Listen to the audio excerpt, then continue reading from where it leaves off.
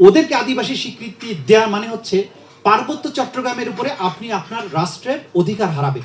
কারণ আদিবাসী হিসাবে তখন জাতিসংঘের ম্যান্ডেট অনুযায়ী ভূখণ্ডের উপরে, সম্পদের উপরে, সামরিক বাহিনী তাদের সবকিছু নিজস্ব হবে।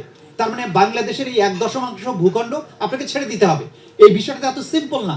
সুতরাং আমাদের রাজনীতিবিদদের এই বিষয়টা ভালো মতো উপলব্ধি করা দরকার। আমি কেন কথা বলছি, 2007 সালে আমি নিজে বাদী হয়ে হাইকোর্ট ডিভিশনে একটা রিট পিটিশন করেছিলাম। ওই রিট পিটিশনের একটা আদেশের মাধ্যমে পার্বত্য চট্টগ্রামে বসবাসরত বাঙালিরা প্রথমবারের মতো ভোটার হয়েছিলেন। কারণ ভোটার হওয়ার জন্য পার্বত্য চট্টগ্রামের শর্ত হচ্ছে স্থায়ী বাসিন্দা হতে হবে। স্থায়ী বাসিন্দা হওয়ার শর্ত দীর্ঘদিন বাস করলেই হবে না, ওইখানে তার নিজস্ব জমি থাকতে হবে। আর জমি থাকতে হলে আপনি জমি কেনার পারমিশন পাবেন না বাঙালি হলে, যদি না তাদের হেডম্যানরা আপনাকে পারমিশন না দেয়। আর হেডম্যানরা সবাই হচ্ছে নৃগোষ্ঠীর মানুষ, তারা কখনোই সাধারণ বাঙালিকে জমি কেনার পারমিশন দেয় না। এই যে ইতিহাস, যে কারণে ওই রিট পিটিশনে প্রথমবারের মতো অর্ডার নিয়ে পার্বত্য চট্টগ্রামের 111 গভর্নমেন্টের পরে যে 2008 সালে নির্বাচন হয়েছিল, সেখানে প্রথমবারের মতো বাঙালিরা সেখানে ভোটার হন।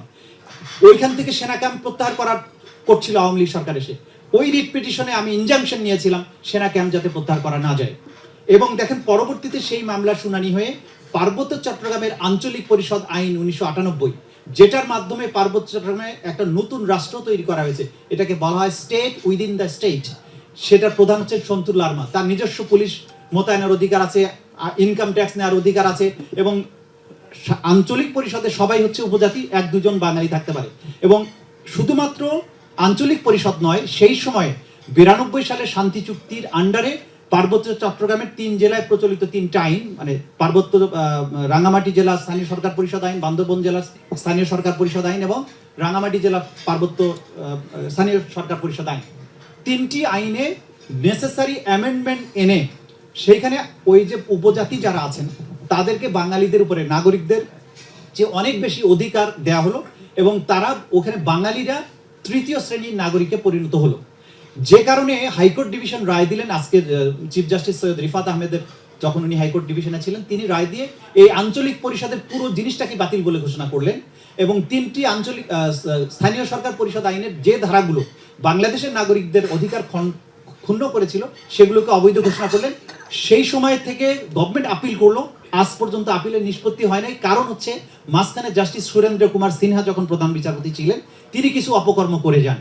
তিনি আরেকটা মামলা, যে হিল ট্রাক্স রেগুলেশনের কথা বলা হলো, এগুলো আইনি কিছু বিষয় আছে। Hill tracts regulation 1900, it is a dead law. এটা ব্রিটিশ আমলের ল। তখন পার্বত্য চট্টগ্রামের স্ট্যাটাস ছিল এক্সক্লুডেড এরিয়া।